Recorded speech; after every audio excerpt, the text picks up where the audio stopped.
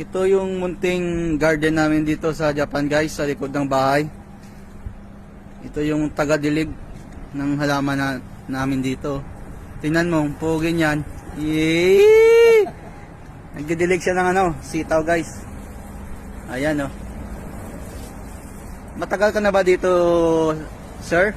Sa Japan? Hindi po. Kanina lang po ako rito, kararating ko lang po. Kaya pala eh. Kaya ka pala nagdilig eh. Ayan mo guys. Ano yan? Sitaw, sitaw. Diligan mo ng maayos ha? Opo.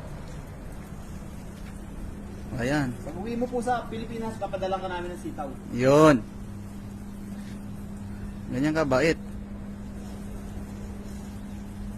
Sipag mo ah. Guys, thank you for watching.